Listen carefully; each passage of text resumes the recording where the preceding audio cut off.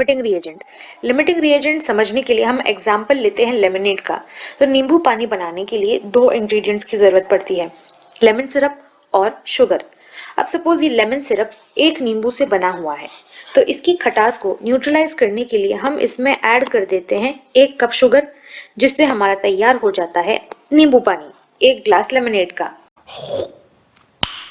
Nice. अब इस recipe को थोड़ा चेंज कर दें। सपोज इस बार हम एक ऐसा लेमन सिरप लें जो 3 नींबुओं से बना हुआ है और उसमें हम ऐड कर दें 1 कप शक्कर। तो हमारा लेमनेड तैयार हो तो जाएगा, लेकिन उसका टेस्ट कुछ ऐसा होगा। अब ये लेमनेड इतना खट्टा क्यों बना है? वो इसीलिए क्योंकि एक लेमन की खटास को न्यूट्रलाइज करने के लिए 1 बाउल ऑफ शुगर लग रहा था। तो यहाँ पर सिर्फ 1 लेमन की ही खटास न्यूट्रलाइज हो पाई है। बचे हुए 2 लेमन्स का क्या? बचे हुए 2 लेमन्स इस ग्लास में एज इट इज अनरिएक्टेड रह गए हैं। या फिर हम यूं भी कह सकते हैं कि यहाँ पर 1 की जगह 3 बाउल्स ऑफ शुगर की जरूरत थी, जो यहाँ पर प्रेजेंट नहीं है। यानी कि यहाँ पर शक्कर की कमी थी, इस वजह से रिएक्शन ढंग से नहीं हो पाया। तो जब भी कोई एक ऐसा रिएक्टेंट जो कि अमाउंट में कम हो, तो उसे कहेंगे लिमिटिंग रिएजेंट, और एक ऐसा रिएक्टेंट जो अमाउंट में ज्यादा हो, उसे कहेंगे एक्सेस रिएक्टेंट। लिमिटिंग रिएक्टेंट की खासियत ये होती है कि वो पूरी तरह से यूज हो जाती है, थोड़ी सी भी नहीं बचती। और एक्सेस रिएक्टेंट की खासियत ये होती है कि वो पीछे बच जाती है, प्रोडक्ट में वो एज इट इज रह जाती है, अनरिएक्टेड फॉर्म में। बस यही लॉजिक लगाया जाता है केमिस्ट्री में। तो इस केमिकल रिएक्शन को देखें। इस केमिकल रिएक्शन में हमें 2 रिएक्टेंट्स दिए गए हैं और हमें पता करना है कि इन दोनों रिएक्टेंट्स में से लिमिटिंग रिएक्टेंट कौन है, यानी कि लिमिटिंग रिएजेंट कौन है। तो ये फाइंड करने के लिए एक छोटी सी ट्रिक फॉलो करेंगे हम। लेकिन उस ट्रिक पे आने से पहले हमें ये ध्यान रखना होगा कि ये केमिकल इक्वेशन बैलेंस्ड है कि नहीं। तो ये बैलेंस नहीं है। इसको बैलेंस करने के बाद कोएफिशिएंट्स मिलते हैं 1, 2, 1 और 2। अब ये केमिकल इक्वेशन बैलेंस्ड है, तो let's come to the trick. Trick ये है कि सपोज हमें क्वेश्चन में दिया गया है कि मीथेन है 3 मोल्स का और ऑक्सीजन है 5 मोल्स का, और हमें कैलकुलेट करना है लिमिटिंग रिएजेंट। तो ऐसे में लिमिटिंग रिएजेंट कैलकुलेट करने के लिए हम सबसे पहले कैलकुलेट करेंगे उसका simplest ratio. Simplest ratio calculate करने के लिए हम मोल्स की वैल्यू को डिवाइड कर देंगे कोएफिशिएंट की वैल्यू से। तो अगर हम मीथेन की बात करें तो इसके मोल की वैल्यू दी गई है 3 और इसके कोएफिशिएंट की वैल्यू है 1, तो इसका फाइनल आंसर मिलेगा 3। और अगर हम बात करें ऑक्सीजन की, तो ऑक्सीजन की मोल की वैल्यू दी गई है 5 और इसके कोएफिशिएंट है 2, तो आंसर मिलता है 2.5।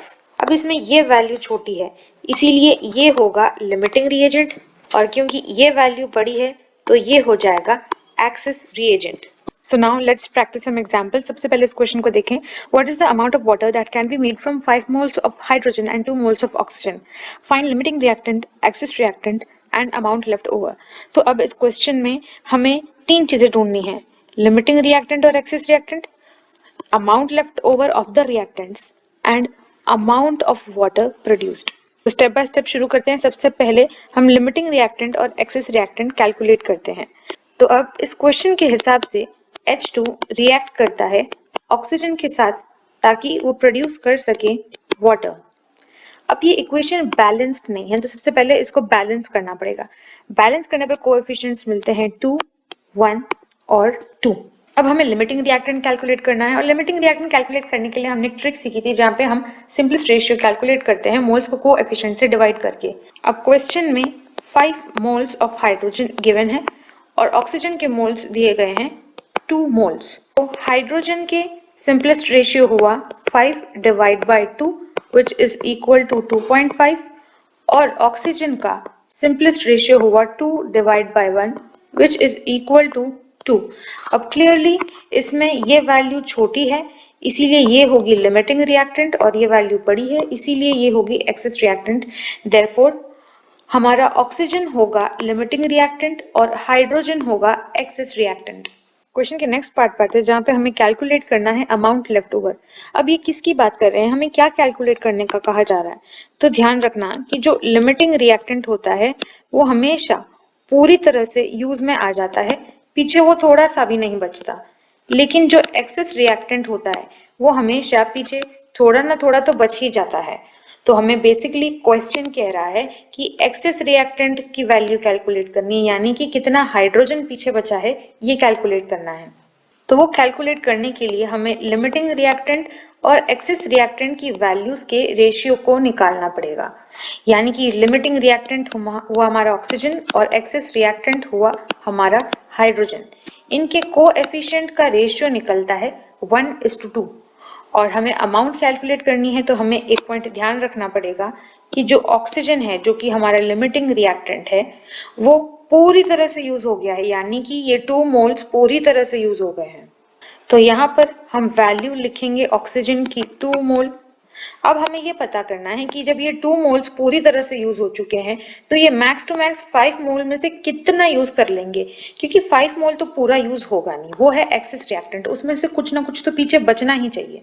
तो अब 5 में से कितना यूज हुआ है ये कैलकुलेट करने के लिए यहाँ पर हम वैल्यू डाल देंगे x और फिर क्रॉस मल्टीप्लिकेशन मेथड की मदद से हमें वैल्यू मिलेगी x की 4 मोल्स।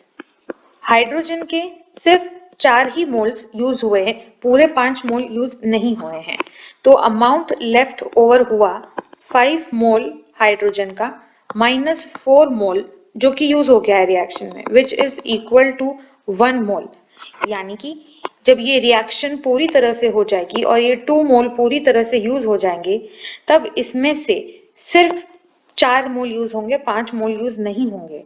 तो पीछे बचता है 1 मोल। Therefore, the amount left over is 1 mole.